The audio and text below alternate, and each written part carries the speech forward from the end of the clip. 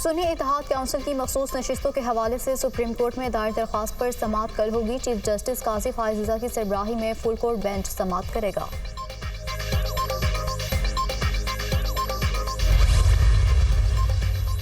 और वज़ीर-ए-आज़म 4 जून को चीन के दौरे पर रवाना होंगे। शहबाज शरीफ पहले मरहले में चीनी शहर शेंज़ेन पहुंचेंगे।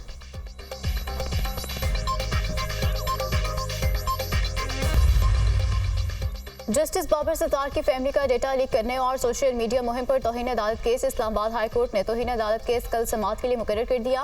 जस्टिस मोहसिन अख्तर कियानी की सरबराही में लार्जर बेंच समाअत करेगा। जस्टिस तारिक महमूद जहांगीरी और जस्टिस सरदार एजाज इसहाक खान बेंच का हिस्सा। 3 मई को लार्जर बेंच की अदम दस्तियाबी की वजह से समाअत नहीं हो सकी थी। अदालत ने FIA, PTO, IB से रिपोर्ट्स तलब कर रखी हैं।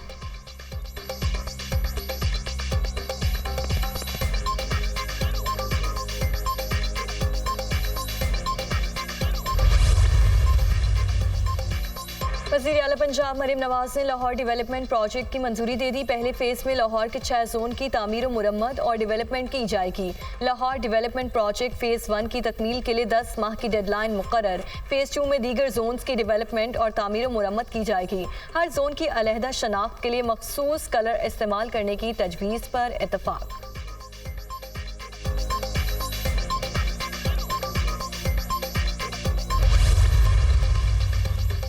तहरीक इंसाफ की मरकजी क़यादत का मुशावरती इजलास 8 जून को रवात में जलसा करने से इनकार। इस्लामाबाद इंतजामिया की जानिब से रवात में जलसे की इजाज़त को बदनीयती करार दे दिया। ज़िला इंतजामिया का इजाज़तनामा अदालत में चैलेंज करने का फैसला। F9 पार्क, परेड ग्राउंड या थरनोल के मकाम पर जलसे की इजाज़त का मुतालबा। तहरीक इंसाफ का 8 जून को सवात में जलसा करने का फैसला। वज़ीर आला खैबर पख्तूनख्वा अली अमीन गंडापुर से भी मुशावरत मुकम्मल।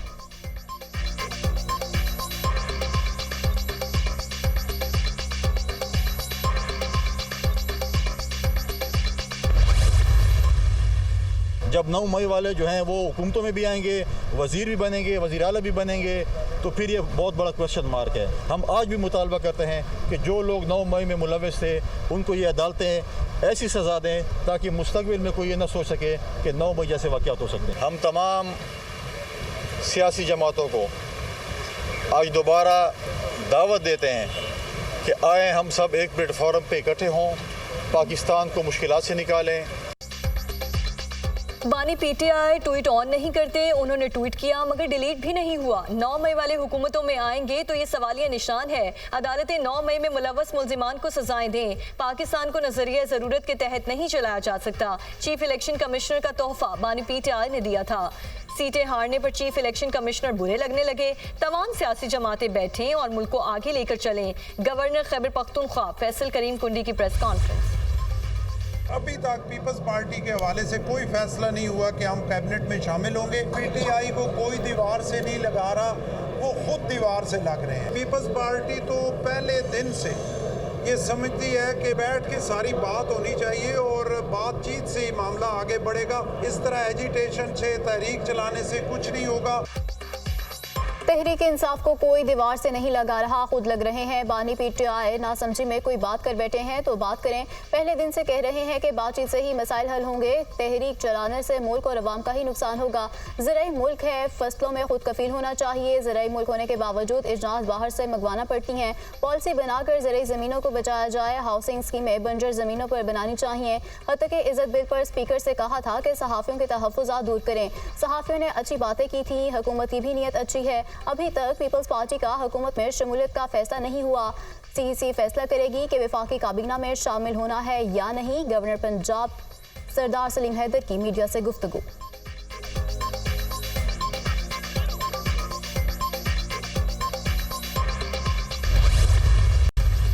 नाजायज FIR का सिलसिला बंद किया जाए। अगर रिटायर्ड जजेस आपके केस सुनेंगे तो फॉर्म 47 वाली गवर्नमेंट आपकी बचेगी जो पंजाब और मरकज में है। अगर आप हाजिर सर्विस जजेस को केसेस देंगे तो वो डेफिनेटली इस वक्त अदलिया खड़ी हो रही है तो वो ऐसे फैसले नहीं करेंगी, आपकी दोनों हुकूमतें खतरे में पड़ जाएंगी।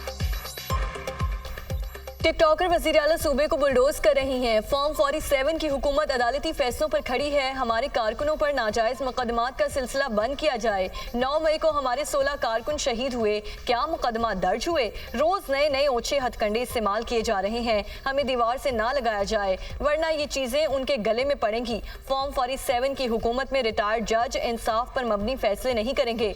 बानी PTI की जाली मुकदमात में रिहाई के लिए तहरीक चलाएंगे। Opposition leader Punjab assembly Malik Ahmad Bhuchar की प्रेस कॉन्फ्रेंस।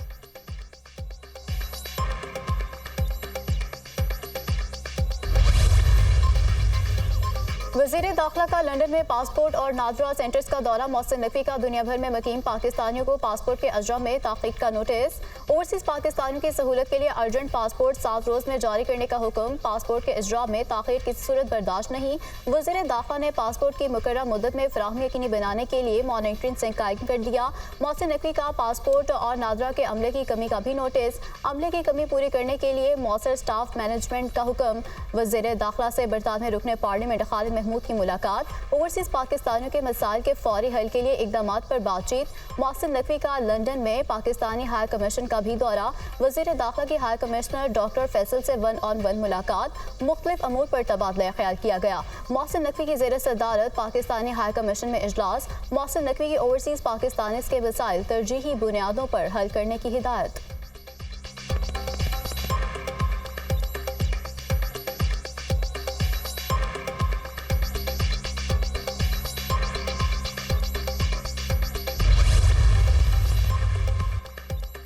पाकिस्तान के मकामी कर्जों में 4,622 अरब रुपए का इजाफा। मार्च तक मकामी कर्ज बढ़कर 43,432 अरब रुपए हो गया।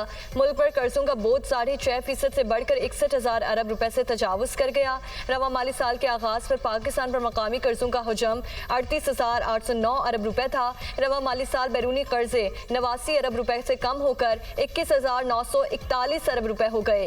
हुकूमत के जिम्मे बैरूनी वाजिबात 6% बढ़कर 3,284 अरब रुपए पहुंच गए। IMF डील से मकामी और बैरूनी कर्जों में मजीद इजाफे का इम्कान।